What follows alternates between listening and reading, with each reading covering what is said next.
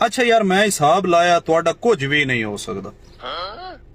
32 साल तू रो रो के पागल होई पई है कौम। हमें तो अपनों ने लूटा, गैरों में कहां दम था। मेरी कश्ती थी डूबी वहां जहां पानी कम था।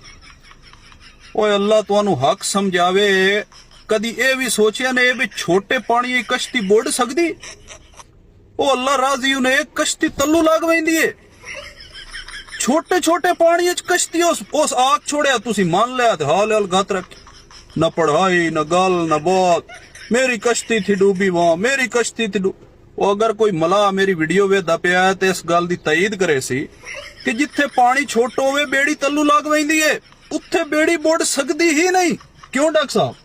बिल्कुल ठीक कह रहे हो डॉक्टर साहब। वैसे भी देखियो जाए तो जिथे पानी कम हो बंदा पैदल क्रॉस कर लेंदा। ਇਹਨੂੰ ਜਾਗ ਕੇ ਬਹਿਣਾ ਚਾਹੀਦਾ ਈ। ਤੂੰ ਕਸ਼ਤੀ ਤੇ ਚੜਿਆ ਕਿਉਂ ਹੈ? ਪਹਿਲੇ ਤਾਂ ਤੂੰ ਮੈਨੂੰ ਇਹ ਦੱਸ। ਛੋਟੇ ਪਾਣੀ ਚ ਤਾਂ ਜਾਗ ਕੇ ਟਪਣਾ ਈ ਤੇ ਤੂੰ ਕਸ਼ਤੀ ਤੇ ਚੜਿਆ ਕਿਉਂ ਹੈ? ਮੈਨੂੰ ਤੂੰ ਦੱਸ। एक ऐसी वो लड़की थी, कैसी लड़की थी यार दस, जेद नाल दी तैन कोई लड़की नहीं लभदी पई। एक ऐसी वो लड़की, त्रै काना नो दे, वो लड़की तो लड़की होंदी है। एक ऐसी वो लड़की थी। आखे जी हमें तो अपनों ने लूटा, गैरों में कहां दम था। वो अपने तेरे कोल डकींदे नहीं, गैर पता ही गैरां दा अगले खल्ले मरेंदे। इंसान ते बच्चे बनो, गल्लां ते गौर कीता करो। हर गल मैं तो मेरी गल ते तुसा ही कर छुड़ेंदे हो ना ते दंद कढ़दे हो बई ये बंदा नसीबो दे मगर पै गया। अगर ईमानदारी नाल देखा जाए तां जो मोहतरमा नसीबो लाल दियां पेशीन गोईयां और कुलियात हैं उन्हां दे उत्ते गौर कीता जाए ते कोई बंदा भी ऐसा नहीं जेड़ा अश अश न कर उठे।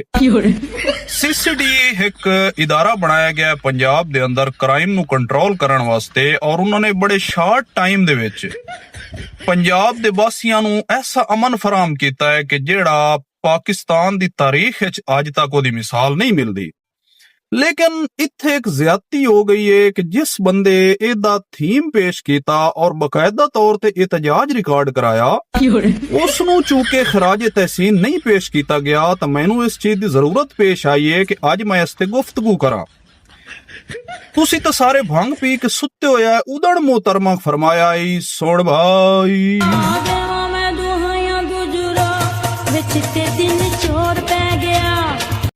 यार इतनी सफाकियत, इतनी दरिंदगी।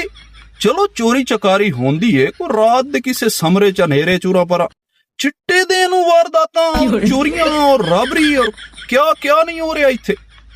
मैं सलाम पेश करदा हुकूमत पंजाब नू, पंजाब पुलिस नू कि जिन्हां ने सानू अमन दिता है। पंजाब पुलिस जिंदाबाद, पाकिस्तान पाइंदाबाद।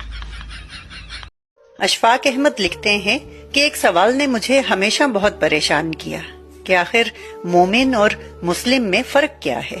बहुत से लोगों से सवाल पूछा मगर किसी से भी कोई तसल्ली बख्श जवाब मौसूल ना हुआ। एक दफा गांव से गुजर रहा था, देखा कि एक बाबा गन्ने काट रहा है। न जाने क्यों दिल में ख्याल आया कि इनसे ये सवाल पूछूं। मैंने बाबा जी को सलाम किया और इजाजत लेकर सवाल पूछा।